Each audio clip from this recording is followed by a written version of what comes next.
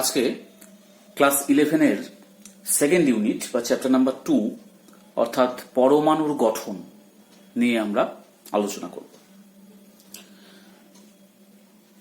এখান থেকে 6 নাম্বার আসবে। ক্লাস 11 আমাদের যে ওয়েস্ট বেঙ্গল কাউন্সিলের যে 11-এর পরীক্ষাটা হয় তাতে 6 নাম্বার করে থাকে এই চ্যাপ্টার থেকে। 1 নাম্বারের এমসিকিউ থাকবে, মাল্টিপল চয়েস কোশ্চেন। 2 নাম্বারের একটা এসএকিউ থাকবে, শর্ট অ্যান্সার টাইপ কোশ্চেন, এবং 3 নাম্বারের একটা এসএকিউ থাকবে, সেটাও শর্ট অ্যান্সার টাইপ কোশ্চেন। এই হচ্ছে স্ট্রাকচারটা। 1 + 2 + 3 অর্থাৎ 6 নাম্বার এখান থেকে প্রশ্ন আসবে। তা আমরা শুরু করি আজকের অংশ, পরমাণুর গঠন। পরমাণু 3টে ফান্ডামেন্টাল কণার সমষ্টি। তোমরা আগে থেকে জানো এটা, যে পরমাণু গঠিত হয় ইলেকট্রন, প্রোটন এবং নিউট্রন নিয়ে। ইলেকট্রন এদের মধ্যে সবচেয়ে হালকা এবং এর ভর, ইলেকট্রনের ভর অর্থাৎ মাসটা হচ্ছে 9.108 into 10⁻⁻28 গ্রাম। প্রোটনের মাসটা 1.6725 into 10⁻⁻24 গ্রাম, অর্থাৎ ইলেকট্রনের চেয়ে প্রোটন ভারী। এবং নিউট্রন, তার ভরটা প্রায় প্রোটনের সমান, তার মাসটা হলো 1.675 into 10⁻⁻24 গ্রাম। ইলেকট্রনের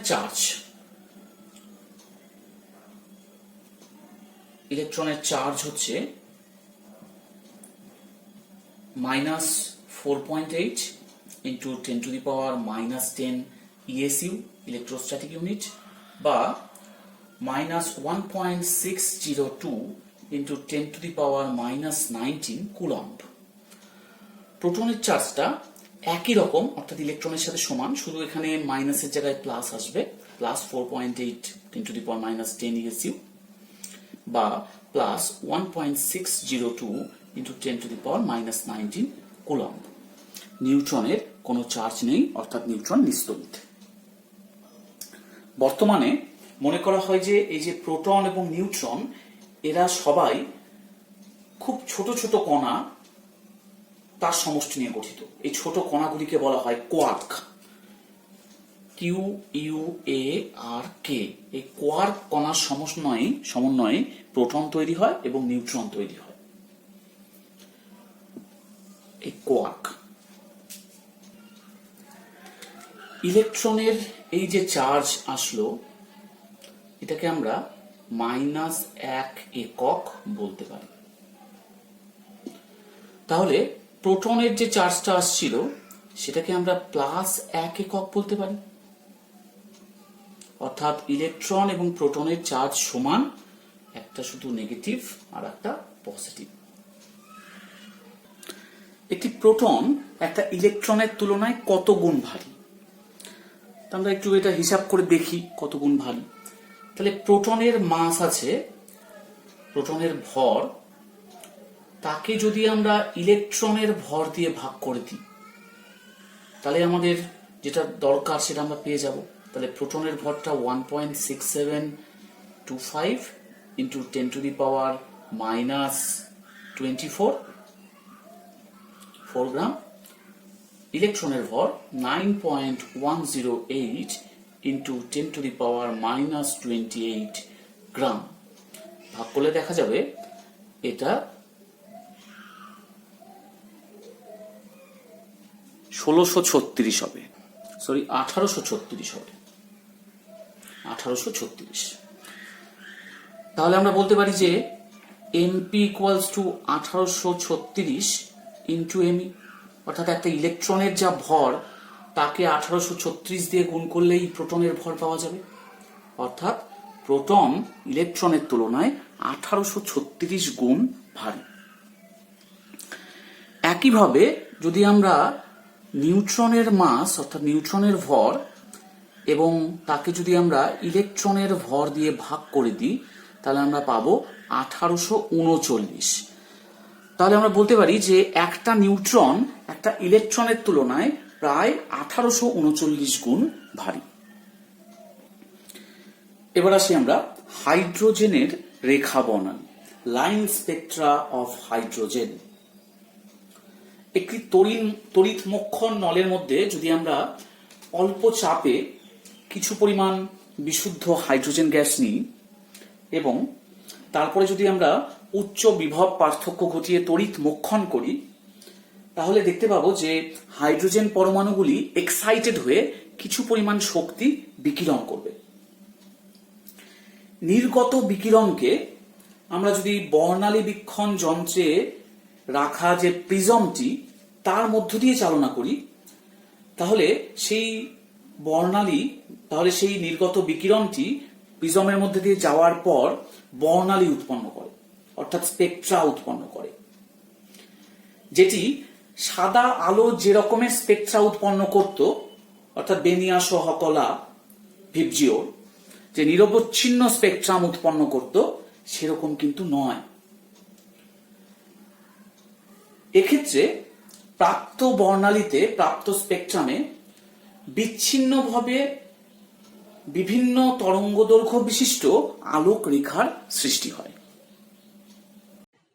তোমরা ভালোভাবে লক্ষ্য করো ওপরের যে রঙিন পটিটি আছে সেটি কিন্তু কন্টিনিউয়াস স্পেকট্রাম অর্থাৎ বেনিয়াস ও হকলা এই সবকটি রং এখানে পাওয়া যাচ্ছে, কিন্তু তারপরে যে দেখো সোডিয়াম আছে বা হাইড্রোজেন আছে বা ক্যালসিয়াম আছে বা মার্কারি আছে এদের ক্ষেত্রে কিন্তু সবকটা রং পাওয়া যাচ্ছে না, এদের এমিশন স্পেকট্রামে শুধু কয়েকটি করে লাইনই পাওয়া যাচ্ছে অর্থাৎ এরা রেখা বর্ণালী উৎপন্ন করছে, আলোর মতো কন্টিনিউয়াস স্পেকট্রাম পাওয়া যাচ্ছে না। এই যে এখানে হাইড্রোজেনের কিছু রেখা বর্ণালী,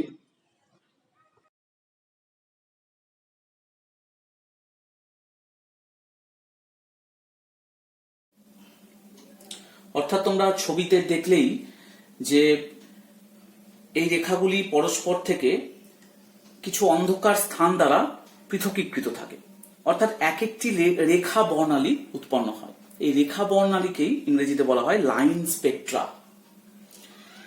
এই বর্ণালীর যে দৃশ্যমান অংশ যেটা তোমরা ছবিতে দেখলে সেগুলোকে তো খালি চোখেও দেখা যায়, কিন্তু তার সাথে কিছু অদৃশ্য বর্ণালীও থাকে যেটাকে আমরা খালি চোখে দেখতে পাই না। 1885 খ্রিস্টাব্দে অর্থাৎ যখন অ্যাটমিক স্ট্রাকচার সম্পর্কে সেরকম কিছু পাওয়া যায়নি সেই সময় বিজ্ঞানী বামার এই হাইড্রোজেন বর্ণালীর এই যে হাইড্রোজেনের রেখা বর্ণালীগুলো যে দেখলে যেগুলো দৃশ্যমান অংশ সেইগুলি তিনি আবিষ্কার করেন। এই সারিগুলিকেই বলা হয়, এই দৃশ্যমান সারিগুলিকেই বলা হয় বামার সারি। বামার হাইড্রোজেনের যে রেখা বর্ণালী যাকে আমরা এমিশন স্পেকট্রাম বলে থাকি কারণ এখানটায় হাইড্রোজেনগুলি উদ্দীপিত হয়ে শক্তি নির্গত করেছিল, সেই শক্তিকে আমরা বর্ণালী বীক্ষণ যন্ত্রে পাঠিয়ে বর্ণালী পেয়েছি, তাই ওগুলোকে বলা হয় এমিশন স্পেকট্রা। তা বামার হাইড্রোজেনের এই এমিশন স্পেকট্রাতে লাল, নীলাভ সবুজ, নীল ও বেগুনি এই চারটি বর্ণের রেখার সন্ধান পান। এই রেখাগুলিকে উনি নাম দেন এইচ আলফা, এইচ বিটা অর্থাৎ H alpha, H beta, H gamma এবং এইচ ডেল্টা। এই এইচ আলফাটা লাল বর্ণের হয়, এইচ বিটাটা নীলাভ সবুজ হয় আর এইচ গামা হয় নীল এবং এইচ ডেল্টা বেগুনি বর্ণের হয়, যেটা তোমরা অলরেডি ছবিতে দেখে ফেলেছো। এই যে চারটি যে দৃশ্যমান রেখা পাওয়া গেছিল H alpha, H beta, H gamma এবং এইচ ডেল্টা, এইগুলো বিভিন্ন তরঙ্গ দৈর্ঘ্য যুক্ত। তো বামার এই সমস্ত রেখাগুলি বিশ্লেষণ করে একটা নতুন ইকুয়েশন দেন যেটা এইগুলির ওয়েভলেন্থকে সুন্দরভাবে ব্যাখ্যা করতে পারে। তার যে ইকুয়েশন সেটি বামার্স ফর্মুলা নামে পরিচিত। তাহলে ওনার ফর্মুলাটা আমরা দেখে নিই।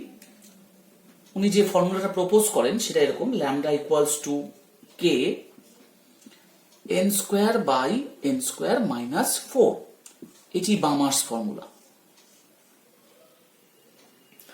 এখানে কে একটা কনস্ট্যান্ট, ল্যামডা সেই যে রেখাগুলি পাওয়া যাচ্ছে, অর্থাৎ সেই যে আলোগুলি পাওয়া যাচ্ছে, লাইটগুলি পাওয়া যাচ্ছে, তাদের তরঙ্গ দৈর্ঘ্য, N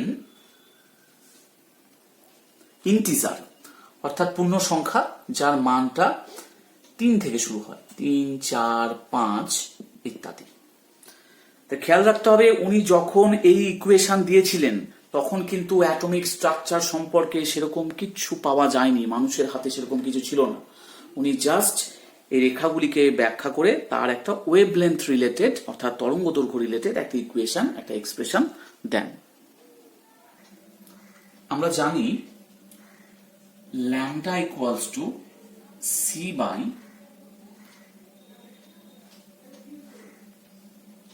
new, C by new.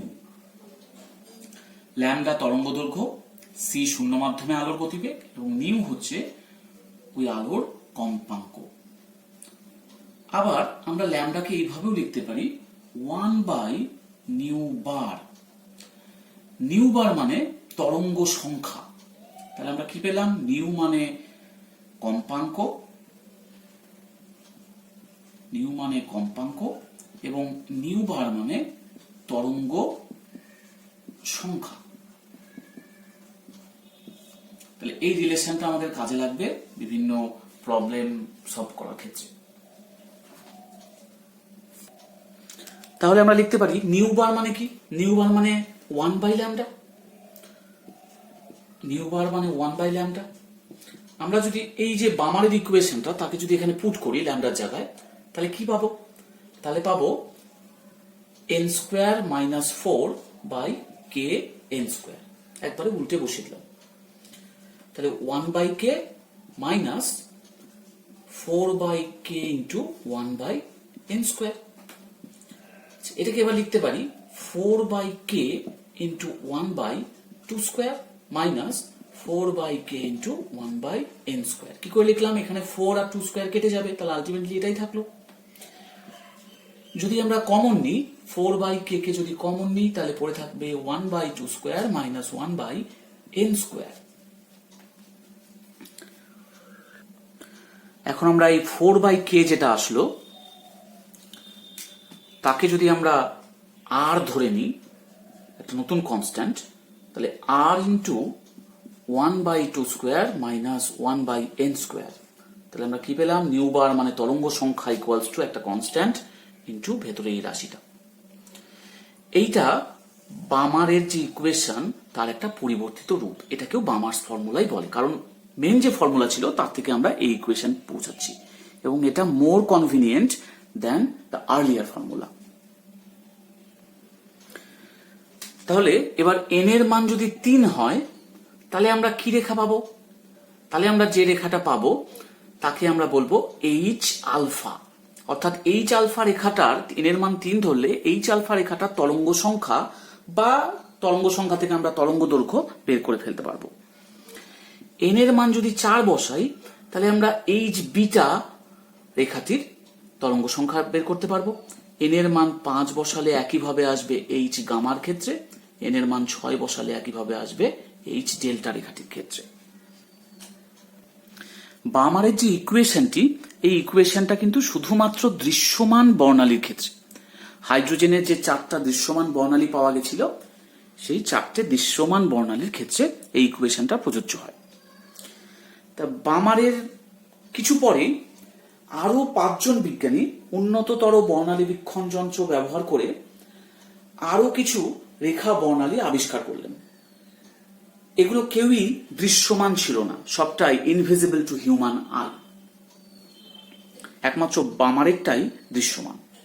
তো এই যে 5টি যে আরো ইনভিজিবল সারি, একটা অদৃশ্য সারি আবিষ্কার হলো, সেগুলি তাদের যে ইকুয়েশন সেইগুলো দেখা গেল যে এই ইকুয়েশনকে সেইগুলো সাপোর্ট করছে।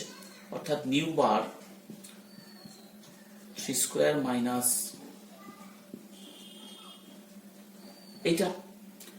এইটা যেমন বামার সারির রেখা বর্ণালী বলা হচ্ছে, অর্থাৎ বামার যে চারটে লাইন যে পেয়েছিল সেই সংক্রান্ত যে ইকুয়েশন তাকে বলা হচ্ছে বামার্স ফর্মুলা, এবং এটা বামার সারি অর্থাৎ এই চারটের ক্ষেত্রে প্রযোজ্য। তাহলে আমরা বলতে পারি এটা বামার সারির ফর্মুলা। তাহলে এই যে ইকুয়েশন দিল, যেটা অপর 5 জন বিজ্ঞানীর মধ্যে একজন, তার নাম হচ্ছে প্যাশেন। এটাকে তাই প্যাশেন সারির রেখাগুলো বার করার জন্য এই ইকুয়েশনটি ব্যবহার করা হয়, তাই এটাকে প্যাশেন সারির ফর্মুলা বলা হচ্ছে। এখানে n এর মান 4 থেকে শুরু হবে, 4, 5 ইত্যাদি। আর একটা ইকুয়েশন,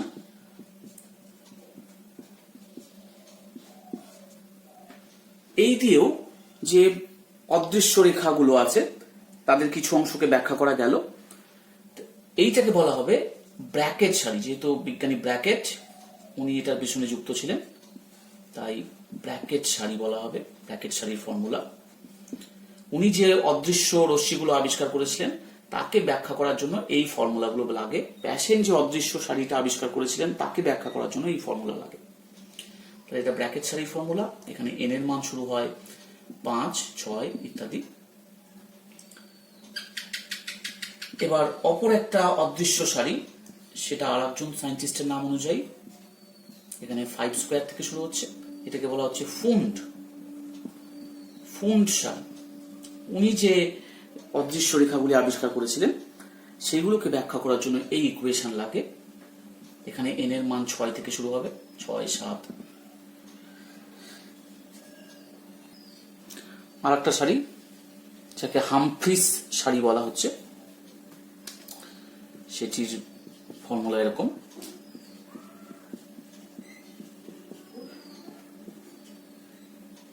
এটাকে বলা হচ্ছে হামফ্রিস।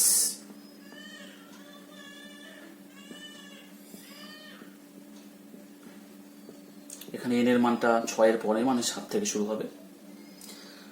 তাহলে বামার সিরিজটা শুরু হয়েছিল, বামার সারিটা শুরু হয়েছিল 1/2 স্কোয়ার দিয়ে। তা এর আগে যদি আমরা একটা লিখতে পারতাম, যেমন new bar equals to r 1/1 square minus 1/n square, এটাকে বলা হয় লিম্যান সারি।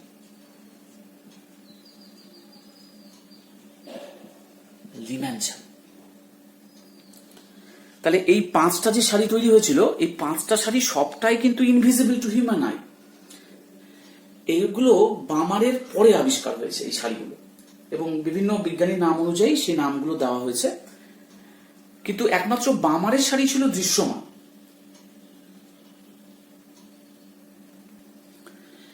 এই সারিগুলিকে একত্রিত করে একটা জেনারেল ইকুয়েশন দ্বারা প্রকাশ করা যেতে পারে। 1/λ equals to nu bar equals to r 1/n1 square minus 1/n2 square। এই সমীকরণটাকে বলা হয় রিডবার্গ সমীকরণ।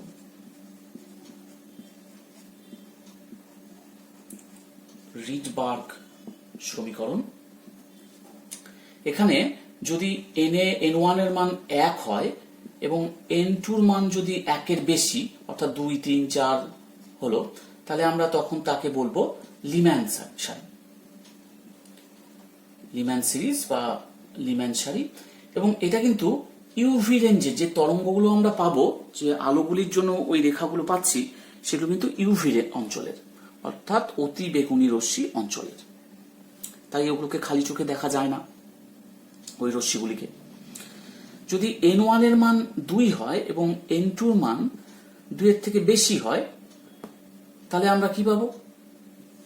তাহলে আমরা পাবো বামার সিরিজ। এটি একমাত্র ভিজিবল, মানে এটি একমাত্র দৃশ্যমান খালি চোখে। n এর মান যদি 3 হয় এবং n2 এর মান যদি 3-এর থেকে বেশি হয় কোনো পূর্ণ সংখ্যা, তাহলে আমরা পাবো প্যাশন সিরিজ, প্যাশন সারি। এটিও ইনভিজিবল, এটি আমাদের তাপ তরঙ্গ, অর্থাৎ এটি অবলোহিত রশ্মির অঞ্চলে এটি থাকে, ইংরেজিতে বলে IR, ইনফ্রারেড।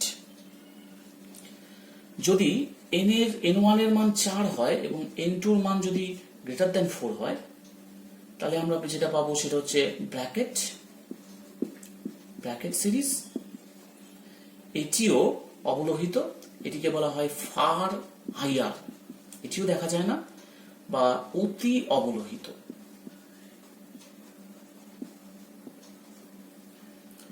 n1 এর মান যদি 5 হয় এবং n2 এর মান যদি 5 এর বেশি হয়,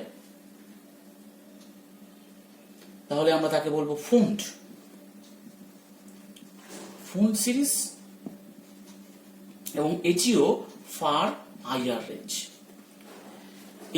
n1 এর মান যদি 6 হয়, n1 এর মান যদি 6 হয় এবং n2 এর মান যদি গ্রেটার দ্যান 6 হয়, তাহলে আমরা পাবো হামফ্রিজ সিরিজ, এবং এটিও ফার IR রেঞ্জের। অর্থাৎ এর মধ্যে একমাত্র বামার সিরিজকে আমরা দেখতে পাই। তো এই যে এতগুলো যে সারি, এতগুলো সিরিজ, এতগুলো স্পেকট্রাল লাইন, তাকে ব্যাখ্যা করার জন্য যে বিভিন্ন ইকুয়েশন এসেছিল, লিমান, বামার, প্যাশেন, ব্র্যাকেট, ফুন্ড, হামফ্রিজ, তাদেরকে একযোগে কিন্তু রিডবার্গের সমীকরণ দিয়ে আমরা প্রকাশ করতে পারি। বিজ্ঞানী রিডবার্গ এই সমীকরণটি দিয়েছিলেন, এবং এই যে আমরা আর কনস্ট্যান্টটি দেখতে পাচ্ছি, এবং এই সমস্ত সিরিজগুলিতেই ছিল আর কনস্ট্যান্ট, এটাকে বলা হয় রিডবার্গ কনস্ট্যান্ট, রিডবার্গস কনস্ট্যান্ট, এবং এটির মান হচ্ছে 109,678 সেন্টিমিটার ইনভার্স। অ্যাকচুয়ালি রিডবার্গ যে সমীকরণটি দিয়েছিলেন সেটি এরকম টাইপের ছিল, 1/λ equals to mu bar equals to a into minus r by n plus alpha তার হোল স্কয়ার। এবার আমরা যদি a কে এর সাথে সমান ধরে নিই, n1 স্কয়ারের সাথে, r by n1 স্কয়ারের সাথে যদি সমান ধরে নিই, এবং n প্লাস আলফা, এখানে যদি আমরা nটাকে n1 n2 লিখে নিই, আর আলফাটাকে যদি 0 ধরে নিই, তাহলে আমরা কিন্তু ওই সমীকরণে পৌঁছতে পারবো। তা রিডবার্গের অরিজিনাল ইকুয়েশনটা এইটা ছিল, এখান থেকে ওই ইকুয়েশনটা এসছে। তাহলে এই যে আলোচনাটা হলো, এখানে বামার বা লিম্যান, বামার, প্যাশেন, ব্র্যাকেট, ফুন্ড বা রিডবার্গের যে সমীকরণগুলো আসছিল, অর্থাৎ হাইড্রোজেনের যে এমিশন স্পেকট্রা স্টাডি করা হয়েছিল, করে তার সাথে ইকুয়েশনগুলোকে ব্যবহার করা হলো তাদের তরঙ্গ দৈর্ঘ্য বের করার জন্য, সেই নির্গত আলোক রশ্মির তরঙ্গগুলো বের করার জন্য। তখনও কিন্তু এই যে ইকুয়েশনের পিছনে কোনো থিওরিটিক্যাল ব্যাকগ্রাউন্ড ছিল না। অর্থাৎ এই যে এমিশন স্পেকট্রাগুলো আসছে, নির্গত বর্ণালীগুলো কেন এরকম আসছে, কেন তারা আলোক রশ্মি যখন প্রিজমের উপরে পড়ে তখন যে নিরবচ্ছিন্ন বর্ণালী পাওয়া যায় তার মতো নিরবচ্ছিন্ন হলো না, তার জায়গায় রেখা বর্ণালী পাওয়া গেল, কতগুলো লাইন স্পেকট্রা পাওয়া গেল, তাকে ব্যাখ্যা করতে পারছিল না। এই ইকুয়েশনগুলো শুধুমাত্র যে নির্গত রেখা বর্ণালীগুলি আসছিল তার তরঙ্গ দৈর্ঘ্য, তার কম্পাঙ্ক, তার তরঙ্গ সংখ্যাকেই ব্যাখ্যা করতে পারছিল, কিন্তু তার অরিজিন কেন সেটি এগুলো আসলো, কেন নিরবচ্ছিন্ন কন্টিনিউয়াস হলো না, আলো প্রিজমের উপর পড়লে যে ভিবজিওরে ভেঙে যায় সেরকম নিরবচ্ছিন্ন পাওয়া গেল না কেন, তার ব্যাখ্যা কিন্তু এই বিজ্ঞানীদের মধ্যে কেউই সেরকম ভাবে দিতে পারলেন না। তার মানে সে সময় যেহেতু অ্যাটমিক স্ট্রাকচার আবিষ্কার হয়নি, তাই এই ব্যাখ্যাগুলো পাওয়া সম্ভব হচ্ছিল না। তোমরা জানো যে 1898 সালে, অর্থাৎ বামার ইকুয়েশন, রিডবার্গের সমীকরণ এগুলো হওয়ার অনেকটাই পরে, বিজ্ঞানী জে থমসন উনি একটা অ্যাটমিক স্ট্রাকচার রিগার্ডিং মডেল দিলেন, যাকে প্লাম পুডিং মডেলও বলা হয়। তাহলে 1898 সালে জে থমসন উনি একটা মডেল দিলেন,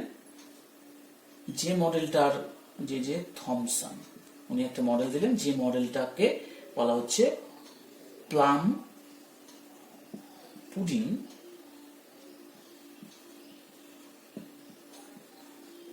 model of atom.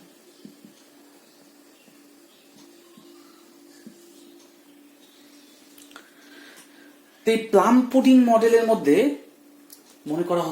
মনে করা হয়েছিল এরকম ভাবে যে এই একটা ক্ষেত্র যার মধ্যে পজিটিভলি চার্জড ম্যাটার আছে, পজিটিভলি চার্জড বস্তু আছে, তার মধ্যে কিছু কিছু জায়গায় এইভাবে ইলেকট্রনস রাখা আছে।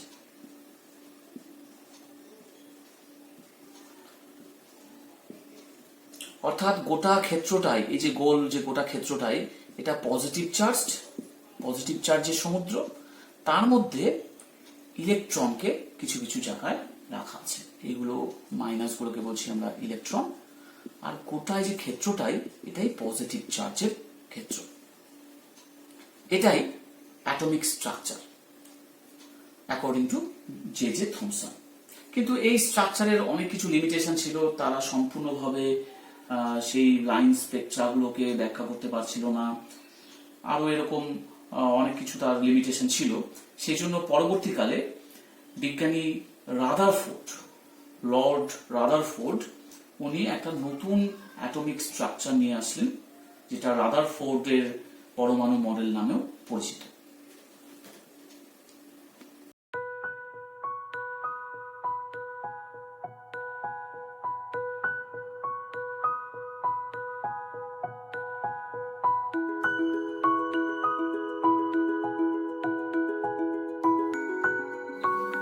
উনিশশো সালে বিজ্ঞানী লর্ড রাদারফোর্ড পরমাণুর মডেল দেন। উনি মূলত আলফা কণা বিচ্ছুরণ পরীক্ষার উপরে এই মডেলটি প্রস্তুত করেন। তাহলে আমরা দেখে নিই যে আলফা কণা বিচ্ছুরণ পরীক্ষাটা কি। তোমরা যদিও এগুলো নিচু ক্লাসে আগে থেকেই পড়ে ফেলেছো, আমি সেজন্য খুব বেশি এলাবোরেটলি এগুলো নিয়ে আলোচনা না করে জাস্ট একটা সংক্ষিপ্ত ধারণার উপরই আমার আলোচনাটা সীমাবদ্ধ রাখবো। আলফা কণা বিচ্ছুরণ পরীক্ষা, এখানে বিসমাথ 83-214 ব্যবহার করা হয়েছে। এখান থেকে আলফা কণা নির্গত হচ্ছে। আলফা কণা যখন পাতলা সোনার পাত, যার পুরুত্বটা প্রায় 0.0004 মিলিমিটার, সেই পাতের উপর যখন আঘাত করছে আলফা কণাটা, দেখা যাচ্ছে যে বেশিরভাগ আলফা কণা এই পাতলা ধাতব পাতটি, সোনার পাতটি ভেদ করে সোজা গিয়ে পর্দায়, এটা জিঙ্ক সালফাইডের পর্দা আছে, সেই পর্দায় গিয়ে আঘাত করে, এবং এই যে আমরা স্পটগুলো দেখতে পাচ্ছি, এগুলো উজ্জ্বল বিন্দু বা ব্রাইট স্পট তৈরি হয়। তো উনি এখান থেকে কতগুলো সিদ্ধান্ত করেন যে আলফা কণা এই সোনার পাত অর্থাৎ ধাতব পাত ভেদ করে বেরিয়ে যাচ্ছে এবং বেরিয়ে গিয়ে জিঙ্ক সালফাইড পর্দায় আঘাত করছে, এবং অধিকাংশ আলফা কণাই কিন্তু বেরিয়ে যাচ্ছে। সামান্য কিছু সংখ্যক আলফা কণা সামান্য কোণে বিক্ষেপিত হচ্ছে বিভিন্ন দিকে, এই যে তোমরা দেখতে পাচ্ছ যে বিক্ষেপিত হয়েছে বিভিন্ন দিকে। অতি স্বল্প, মানে প্রায় 20,000-এর মধ্যে একটি আলফা কণা 90 ডিগ্রি বা তার বেশি কোণে বিক্ষেপিত হয়ে ধাতব পাত ভেদ না করে আবার ব্যাক করে আসছে। অর্থাৎ 2-1টি কণা সেগুলো প্রায় 90 ডিগ্রি বা তার বেশি কোণে বিক্ষেপিত হয়ে ফেরত আসছে, সেগুলো কিন্তু আলফা ওই পাতলা সোনার পাতটি ভেদ করতে পারছে না। এটা আমার পর্যবেক্ষণ। এই থেকে দেখছি উনি কি কি সিদ্ধান্ত নিলেন, সেই সিদ্ধান্তগুলোই পরমাণু মডেল, রাদারফোর্ডের পরমাণু মডেল নামে পরিচিত। তো উনি প্রথমে যেটা দেখেন যে বেশিরভাগ আলফা কণাই পাতলা ধাতব পাতটি ভেদ করে চলে যাচ্ছে, তার মানে উনি বলেন যে আসলে পরমাণুর বেশিরভাগ স্থান ফাঁকা। দ্বিতীয়ত, যেহেতু 20,000-এর মধ্যে 2-1টি কণা ব্যাক করে চলে আসছে, তারা ভেদ করতে পারছে না ধাতব পাতকে, সে থেকে উনি সিদ্ধান্ত করেন যে পরমাণুর মাঝখানে কোথাও পরমাণুর প্রায় সমস্ত ভর কেন্দ্রীভূত আছে, যাকে উনি নাম দেন নিউক্লিয়াস, পরমাণুর নিউক্লিয়াস। নাম্বার 3, এই আলফা কণাটা পজিটিভ আধানযুক্ত। তাহলে যদি নিউক্লিয়াসের গায়ে ধাক্কা লেগে সেই আলফা কণাটা ফেরত চলে আসে, বিক্ষেপিত হয়, যে দু একটি আলফা কণা আসছিল, তার মানে নিউক্লিয়াসটাও নিশ্চয়ই পজিটিভ আধানযুক্ত, কারণ নেগেটিভ আধান হলে তো পজিটিভ আধানটি তার গায়ে গিয়ে আটকে যেত। তাহলে নিউক্লিয়াস, উনি সিদ্ধান্ত নিলেন যে নিউক্লিয়াসটাও পজিটিভ আধানযুক্ত। নাম্বার 4, পরমাণুগুলো নিস্তড়িত হয়। তার মানে কি, নিউক্লিয়াস যদি পজিটিভ আধানযুক্ত হয় তাহলে তাকে প্রশমিত করার জন্য নিশ্চয়ই সমপরিমাণ নেগেটিভ আধান রয়েছে। তা তিনি তাই বললেন যে নিউক্লিয়াসকে কেন্দ্র করে তার চারিদিকে রয়েছে নিউক্লিয়াসের সম আধানযুক্ত ঋণাত্মক আধান, যাকে ইলেকট্রন বলে। অর্থাৎ নিউক্লিয়াসের যা আধান হবে, নিউক্লিয়াসের বাইরে দিকে যে ইলেকট্রনগুলি রয়েছে তার মোট আধান সেই নিউক্লিয়াসের আধানের সমান, কিন্তু অপোজিট চার্জযুক্ত। তাই পরমাণুটি প্রসম। 5 নাম্বার উনি বললেন যে এই নিউক্লিয়াসের চারিদিকে ইলেকট্রনগুলি কিন্তু অনবরত বৃত্তাকার কক্ষপথে ঘুরে চলেছে। অর্থাৎ নিউক্লিয়াসকে কেন্দ্র করে তার চারিদিকে বৃত্তাকার কক্ষপথে আবর্তন করছে। এই আবর্তনটা এমনভাবে করবে যাতে যে নিউক্লিয়াস আছে তার চারিদিকে যখন ইলেকট্রনটি ঘুরছে, তখন এই যে ইলেকট্রন আর নিউক্লিয়াসের মধ্যে যে আকর্ষণ বল এবং ইলেকট্রন ঘোরার সময় যে তার একটা বহির্মুখী বল তৈরি হচ্ছে, এই দুটো বল সমান। অর্থাৎ নিউক্লিয়াস ইলেকট্রনকে যে বলে আকর্ষণ করছে তাকে বলা হয় অভিকেন্দ্র বল বা সেন্ট্রিপেটাল ফোর্স। এবং এই যে ইলেকট্রন ঘোরার জন্য বাইরের দিকে ছুটে চলে যাওয়ার একটা প্রবণতা তৈরি হচ্ছে, এইটাকে বলা হয় অপকেন্দ্র বল, যাকে বলা হচ্ছে সেন্ট্রিফিউগাল ফোর্স। উনি বললেন এই অভিকেন্দ্র এবং অপকেন্দ্র বল দুটি সমান, তাই নিউক্লিয়াসের মধ্যে ইলেকট্রন গিয়েও পড়ছে না বা ইলেকট্রন নিউক্লিয়াস থেকে দূরেও চলে যাচ্ছে না। অর্থাৎ পরমাণুটা স্টেবল হচ্ছে, সুস্থায়ী হচ্ছে। তাহলে উনি কি কি ওনার মডেলের মধ্যে বললেন আমি আরেকবার বলে দিচ্ছি। যে যেহেতু আলফা কণা, যখন আলফা কণা বিচ্ছুরণ পরীক্ষা করেছিল তখন দেখা গেছিল যে বেশিরভাগ আলফা কণাই পাতলা সোনার পাতকে ভেদ করে চলে যাচ্ছে, তাই উনি সিদ্ধান্ত নিলেন যে পরমাণুর বেশিরভাগ স্থান ফাঁকা। 20,000-এর মধ্যে প্রায় 2-1টি কণা যেহেতু ব্যাক করে চলে এসছে, সোনার পাতকে ভেদ করতে পারছে না, উনি সিদ্ধান্ত নিলেন যে পরমাণুর মাঝখানে কোথাও পরমাণুর সমস্ত ভর পুঞ্জীভূত রয়েছে। এবং আলফা কণা যেহেতু পজিটিভ, তাই ওই পুঞ্জীভূত ভরটা যেখানে রয়েছে সেই পুঞ্জীভূত ভরটাও পজিটিভ। অর্থাৎ নিউক্লিয়াস, যে পুঞ্জীভূত ভরটা তাকে নিউক্লিয়াস বললেন, এবং সেই নিউক্লিয়াসটা পজিটিভ আধানযুক্ত। যেহেতু পরমাণু নিস্তড়িত, 4 নম্বর পয়েন্টে আসছি, যেহেতু পরমাণু নিস্তড়িত তার মানে নিউক্লিয়াস তো পজিটিভ। তাহলে নিউক্লিয়াসের এই পজিটিভ আধানকে প্রশমিত করার জন্য নিউক্লিয়াসের বাইরে রয়েছে ইলেকট্রন মহল, এবং এই ইলেকট্রন মহলের যে আধান সেটা নিউক্লিয়াসের পজিটিভ আধানের সাথে সমান, তাই একে অপরকে প্রশমিত করছে। কারণ নিউক্লিয়াসটা পজিটিভ হলে ইলেকট্রন মহলের চার্জটা হবে নেগেটিভ এবং তাদের মান দুটি সমান, তাই একে অপরকে প্রশমিত করে ফেলবে, অর্থাৎ পরমাণুটা হবে নিস্তড়িত। 5 নম্বর পয়েন্টে আসি। 5 নম্বর পয়েন্টে উনি বললেন যে এই ইলেকট্রনগুলো কিন্তু নিউক্লিয়াসের বাইরে স্থির অবস্থায় বসে নেই, তারা নিউক্লিয়াসকে কেন্দ্র করে তার চারিদিকে অনবরত ঘুরে চলেছে বৃত্তাকার কক্ষপথে। এবং এই অনবরত ঘোরার জন্য নিউক্লিয়াস এবং ইলেকট্রনের মধ্যে যে আকর্ষণ বল এবং ইলেকট্রন ঘোরার জন্য যে বাইরের দিকে যাওয়ার একটা বহির্মুখী বল, এই দুটো বল সমান। অর্থাৎ এই নিউক্লিয়াস আর ইলেকট্রনের মধ্যে যে অভিকেন্দ্র বল এবং ইলেকট্রন বাইরের দিকে যাওয়ার যে বলটা তাকে অপকেন্দ্র বল বলে, এই বল দুটো পরস্পর সমান হওয়ায় ইলেকট্রন নিউক্লিয়াসে গিয়েও পড়ছে না বা ইলেকট্রনটি নিউক্লিয়াস থেকে দূরেও সরে যাচ্ছে না। এই সবকটি কথাকেই 1 থেকে 5 নাম্বার এই সবকটি বক্তব্যই একসাথে রাদারফোর্ডের পরমাণু মডেল নামে পরিচিত। আমরা যদি রাদারফোর্ডের পরমাণু মডেলটা চিন্তা করি তাহলে আমাদের পরমাণুর একটা চিত্র আমাদের চোখের সামনে ফুটে ওঠে।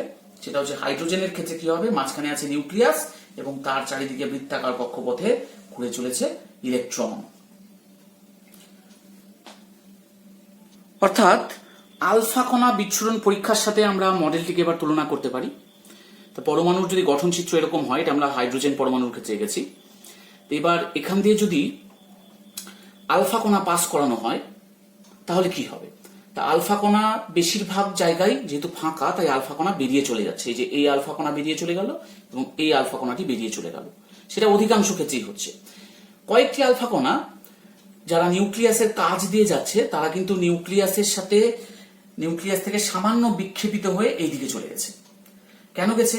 কারণ নিউক্লিয়াসটা পজিটিভ আধানযুক্ত এবং ওই যে আলফা কণাটি সেটিও পজিটিভ আধানযুক্ত, তাই একটা বিকর্ষণ হয়েছে, এই বিকর্ষণের জন্য বিক্ষেপিত হয়েছে। 20,000-এর মধ্যে প্রায় 1-2টি আলফা কণা তারা কিন্তু একদম সরাসরি নিউক্লিয়াসকে আঘাত করেছে এবং আঘাত করে তারা কিন্তু বাইরে বেরিয়ে যেতে পারেনি, তারা ব্যাক করে চলে এসছে, 180 ডিগ্রি প্রায় ব্যাক করে চলে এসছে। তাহলে আমাদের এই যে গঠনটা, যেটা পরমাণুর গঠন, তার সাথে কিন্তু আলফা কণা বিচ্ছুরণ পরীক্ষার একটা মিল পাওয়া গেল এখানটায়। তাই পরমাণুর গঠনটি রাদারফোর্ডের মতে এইরকম, যে নিউক্লিয়াসটা আছে মাঝখানে এবং তার চারিদিকে ইলেকট্রন রয়েছে। সোনার ক্ষেত্রেও তাই, সোনার পাত ব্যবহার করেছিলেন। সোনার ক্ষেত্রেও মাঝখানে নিউক্লিয়াস আছে, চারিদিকে বিভিন্ন ইলেকট্রনস আছে এবং ইলেকট্রন থাকা সত্ত্বেও যেহেতু ইলেকট্রনের ভর খুবই কম এবং পরমাণুর জায়গাটাও প্রচন্ড বিশাল প্রশস্ত জায়গা, তাই আলফা কণা কাউকে কোনো ডিস্টার্ব না করেই বেশিরভাগ আলফা কণা বেরিয়ে যেতে পেরেছিল। 2-1টি আলফা কণা যারা নিউক্লিয়াসের কাজ ঘেঁষে গেছে তারা কিন্তু সামান্য বিক্ষেপিত হয়েছে, আর 20,000-এর মধ্যে প্রায় 1টি আলফা কণা ফেরত চলে এসছে। তাই এবার প্রশ্ন হলো যে উনি আলফা কণায় পরীক্ষায় সোনার পাতকে কেন ব্যবহার করেছিলেন? তিনি তো অন্য কোনো পাতও ব্যবহার করতে পারতেন, তো সোনার পাত উনি নিলেন কেন? তো কেন গোল্ড ফয়েল সোনার পাত উনি ব্যবহার করেছেন তার পিছনে 3টা যুক্তি দেওয়া যায়। 1 নাম্বার, ম্যালিয়েবিলিটি, অর্থাৎ ঘাত সহতা। সোনা খুব নমনীয় ধাতু, তাকে সহজেই প্রসারণশীল পাতলা পাতে পরিণত করা যায় এবং এই ঘাত সহতার পেছনে, খুব ভালো ম্যালিয়েবিলিটির পেছনে রহস্য আছে যে গোল্ড যে মানে সোনার যে স্ট্রাকচার সেটা কিন্তু এফসিসি স্ট্রাকচার। তোমরা ক্লাস 11-এ এখনো এফসিসি স্ট্রাকচারের সাথে পরিচিত না, ক্লাস 12-এ উঠলে তোমরা এফসিসি স্ট্রাকচার এগুলো জানতে পারবে, তখন আরো ভালো বুঝতে পারবে। তো আমি এখন শুধু একটু বলে দিই, এফসিসি স্ট্রাকচার হয় সোনা। সলিডের যে ক্রিস্টালগুলো হয় সেগুলো সাধারণত এফসিসি হয়, বিসিসি হয় এবং সিম্পল কিউবিক হয়। এফসিসি মানে ফেস সেন্টার্ড কিউবিক, বিসিসি মানে বডি সেন্টার্ড কিউবিক, আর সিম্পল কিউবিক, এই 3 ধরনের হয়। তার মধ্যে সোনা এফসিসি স্ট্রাকচার আছে সোনার। তাই যাদের এফসিসি স্ট্রাকচার আছে তারা খুব হাই ম্যালিয়েবল, অর্থাৎ তাদের ঘাত সহতা খুব বেশি। সোনার এফসিসি স্ট্রাকচার থাকার জন্য এই কন্ডিশনটাকে ফুলফিল করছে। এবং দ্বিতীয় আর একটা ব্যাপার, সোনা কিন্তু খুব বড় পরমাণু ক্রমাঙ্কযুক্ত সোনার নিউক্লিয়াস। তাহলে সোনার নিউক্লিয়াসটা খুব ম্যাসিভ, খুব বড়, তাতে প্রোটন এবং নিউট্রন অনেকগুলি করে আছে। তাই ম্যাসিভ নিউক্লিয়াস, যথেষ্ট বড় নিউক্লিয়াস, ফলে যখন আলফা কণা ঢুকবে তখন তাকে বিক্ষেপণ করাতে সুবিধা হবে ম্যাসিভ নিউক্লিয়াস হওয়ার জন্য। তৃতীয়ত, যেহেতু ম্যাসিভ নিউক্লিয়াস, তার প্রোটন সংখ্যা অনেক বেশি, তাই তার পজিটিভ আধানও অনেক বেশি। তাহলে সোনার পাতের মধ্যে দিয়ে যখন আলফা কণা যাবে তখন আলফা কণার হাই পজিটিভ চার্জ এবং সোনার যে নিউক্লিয়াস তার হাই পজিটিভ চার্জ দুটোর মধ্যে বেশি মাত্রায় বিকর্ষণ হবে, তাই বিক্ষেপণের সুবিধা হবে। সেই জন্য উনি এই 3টা কন্ডিশনকে ফুলফিল যেহেতু করে, তাই উনি সোনার পাত নিয়ে পরীক্ষাটা করেছিলেন। রাদারফোর্ড পাতলা সোনার পাত ব্যবহার করেছিলেন। তা সোনার পাতটা উনি এতটা পাতলা নিলেন কেন? মোটা পাত নিলে কি হতো? তাহলে এটা আমরা দেখি একটা পাতলা সোনার পাত। এখান দিয়ে যখন আলফা কণা যাচ্ছে তখন শুধু নিউক্লিয়াস দিয়ে কিন্তু বাধাপ্রাপ্ত হচ্ছে এবং সেটা ব্যাক করে আসছে, এবং যারা কাজ দিয়ে যাচ্ছে নিউক্লিয়াসের কাজ দিয়ে তারা সামান্য বিক্ষেপিত হচ্ছে, এবং যারা অনেক দূর দিয়ে যাচ্ছে তারা কিন্তু কোনো বিক্ষেপণ হচ্ছে না, সরাসরি বেরিয়ে যাচ্ছে। কিন্তু এটা যদি আমরা মোটা পাতের উপর এক্সপেরিমেন্ট করতাম তাহলে ওনার সিদ্ধান্তগুলো ভুল হতো। কেন? কারণ একটা আলফা কণা যাচ্ছে এখান দিয়ে নিউক্লিয়াস দ্বারা বাধাপ্রাপ্ত হলো, সে ব্যাক করে আসলো। কিন্তু যেহেতু পুরু, সেহেতু আশেপাশে তো অনেকগুলো পরমাণু আছে, সোনার পরমাণু। তো এখান দিয়ে যাওয়ার সময় দেখা গেল কি যে এই পরমাণুটা বাধা না দিলেও হয়তো অন্য কোনো পরমাণু বাধা দিয়ে তাকে আটকে দিবে। তাহলে ওনার যে ডিসিশনগুলো হতো যে পরমাণুর বেশিরভাগ স্থান ফাঁকা কারণ আলফা কণা বেরিয়ে যাচ্ছে, সেটা তখন তিনি কিন্তু ওই সিদ্ধান্তে আসতে পারতেন না। কারণ মোটা পাত হলে একটা পরমাণু না দিলেও, বাধা না দিলেও আর একটা পরমাণু কোথাও গিয়ে বাধা দিয়ে ফেলতো। তার ফলে অধিকাংশ আলফা কণারই কিন্তু তখন বিক্ষেপণ ধরা পড়তো। তাহলে সঠিক সিদ্ধান্তে পৌঁছানো সম্ভব হতো না। তাই উনি কাজ করতে চেয়েছিলেন এমন জিনিস নিয়ে যাতে সোনার পাতটা খুব পাতলা হয়, তাতে কি হবে, সুবিধা কি হবে, তাতে নিউক্লিয়াসের সংখ্যা খুব কম হবে। নিউক্লিয়াসের সংখ্যা কম মানে পরমাণুর সংখ্যা কম হলে তাহলে সেই পরমাণুর উপর দিয়ে যখন আলফা কণার বিক্ষেপণ, আলফা কণার এক্সপেরিমেন্ট করা হবে, তখন সেটা সঠিক সিদ্ধান্তে উপনীত হওয়া যাবে। তাই উনি মোটা পাত না নিয়ে পাতলা পাত নিয়েছিলেন। রাদারফোর্ডের এই যে মডেল, তার কতগুলি সীমাবদ্ধতা, কতগুলি লিমিটেশন পাওয়া যায়। তার মধ্যে প্রধান দুটি যে লিমিটেশন, তার মধ্যে একটি হলো ম্যাক্সওয়েলের যে তড়িৎচুম্বকীয় তত্ত্ব, ম্যাক্সওয়েলস থিওরি, যেটা ম্যাক্সওয়েলের তড়িৎচুম্বকীয় তত্ত্ব, সেই তত্ত্ব অনুযায়ী যদি কোনো পজিটিভ আধানকে কেন্দ্র করে তার চারিদিকে যদি নেগেটিভ আধান ঘুরতে থাকে, তাহলে সে যত ঘুরবে তত ধীরে ধীরে তার কাছে এগোতে থাকবে, এবং যত কাছে এগোতে থাকবে তত সে শক্তি বিকিরণ করতে থাকবে। অর্থাৎ এইভাবে ঘুরতে ঘুরতে নেগেটিভ আধানটি শক্তি বিকিরণ করতে করতে করতে করতে একসময় গিয়ে পজিটিভ আধানের সাথে মিলিত হয়ে যাবে। এটা ম্যাক্সওয়েলের তত্ত্ব। তা রাদারফোর্ডের মডেলে তো মাঝখানে ছিল নিউক্লিয়াস এবং তার চারিদিকে ইলেকট্রন ঘুরছিল, তাহলে ইলেকট্রনটা তো নেগেটিভ আধান যুক্ত। তাহলে এও যখন নিউক্লিয়াসের চারিদিকে ঘুরবে, ক্রম হ্রাসমান পথে অগ্রসর হবে এবং একসময় গিয়ে নিউক্লিয়াসের উপর গিয়ে পড়বে এবং ইলেকট্রনটি ধীরে ধীরে তার সমস্ত শক্তি হারিয়ে ফেলবে। তাহলে ম্যাক্সওয়েলের তত্ত্ব যদি ঠিক হয়, তাহলে রাদারফোর্ডের ক্ষেত্রেও এই তত্ত্বটি প্রযোজ্য হবে। তাহলে পরমাণুর অস্তিত্ব বিনষ্ট হবে। অর্থাৎ রাদারফোর্ডের মডেল অনুযায়ী যে পরমাণুর গঠন, সেই পরমাণুর গঠন কখনোই স্থায়ী হবে না। তা রাদারফোর্ড এই ম্যাক্সওয়েলের তত্ত্বটি তার ক্ষেত্রে প্রযোজ্য হবে কি হবে না সেই সম্পর্কে কোনো সঠিক তত্ত্ব দিতে পারেননি, সঠিকভাবে এক্সপ্লেন করতে পারেননি যে কেন ম্যাক্সওয়েল তার ক্ষেত্রে প্রযোজ্য হবে না। দ্বিতীয় ত্রুটির ক্ষেত্রে আসি। দ্বিতীয় ত্রুটিতে এই যে ম্যাক্সওয়েলের তত্ত্ব অনুযায়ী যখন ইলেকট্রন মানে নেগেটিভ আধান পজিটিভ আধানের চারিদিকে ঘুরতে থাকে, তখন তো সে ধীরে ধীরে ক্রমহ্রাসমান পথে অগ্রসর হয়, হ্রাসমান ব্যাসার্ধের পথে অগ্রসর হয়, এবং সে কিন্তু নিরবচ্ছিন্নভাবে শক্তি ত্যাগ করতে থাকে। তাহলে ইলেকট্রনও নিউক্লিয়াসের চারিদিকে যখন ঘুরবে তখন সে নিরবচ্ছিন্নভাবে শক্তি ত্যাগ করবে। তাহলে তার যে বর্ণালী পাওয়ার কথা, সেটা নিরবচ্ছিন্ন বর্ণালী পাওয়ার কথা। কিন্তু আমরা রেখা বর্ণালী পাই। সেই রেখা বর্ণালীর ব্যাখ্যাও মানে রেখা বর্ণালীর যে তরঙ্গ দৈর্ঘ্য বা কম্পাঙ্ক, সেই সংক্রান্ত ইকুয়েশনগুলি তো বামার, লিম্যান, প্যাশেন, ব্র্যাকেট এরা সব দিয়ে গেছেন এইসব সায়েন্টিস্টরা। কিন্তু রাদারফোর্ড কিন্তু ওনার যে মডেল, সেটা দিয়ে কিন্তু উনি বলতে পারলেন না যে এনারা মানে এই যে হাইড্রোজেন বা অন্য কোনো পরমাণু নিরবচ্ছিন্ন বর্ণালী উৎপন্ন না করে রেখা বর্ণালী উৎপন্ন করছে কেন। কারণ ম্যাক্সওয়েলের তত্ত্ব যদি খাটানো হয় এর ক্ষেত্রে, তাহলে তো নিরবচ্ছিন্ন বর্ণালী পাওয়ার কথা ছিল, কিন্তু অ্যাকচুয়ালি তো রেখা বর্ণালী পাওয়া যাচ্ছে। রাদারফোর্ড কিন্তু এই রেখা বর্ণালী কেন পাওয়া যাচ্ছে সে সংক্রান্ত কোনো এক্সপ্লেনেশন দিয়ে যেতে পারেননি। তাহলে এই দুটি প্রধান ত্রুটি রাদারফোর্ড মডেলের ক্ষেত্রে। আজকের সেশন এই পর্যন্তই। আমরা পরবর্তী সেশনে নেক্সট টপিকগুলি আলোচনা করব। Thank you.